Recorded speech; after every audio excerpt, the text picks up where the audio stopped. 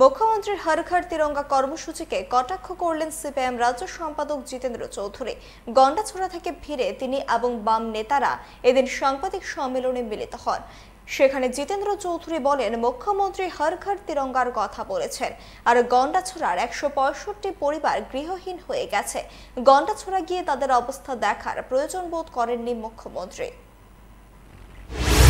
মাননীয় মুখ্যমন্ত্রী তিনি আগরতলাতে বসে হর ঘর তিরঙ্গার প্রস্তুতি নেন। আরে এখানে তো ১৬৫ পরিবারের ঘরই নাই,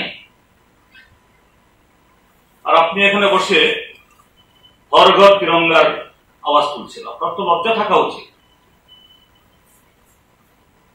আপনার তো একটু মানবিক থাকা উচিত। আপনি সেখানে যান। पंख मिल जाते हैं ख्वाब वालों को, आड़ते हैं जिंदगी सवर ले, ऊंची ऊंची उड़ाने मुस्काने, उस मीठे पल का भरोसा तू कर ले। जिंदगी में कुछ बनो है techno. Techno College of Engineering, Agartala.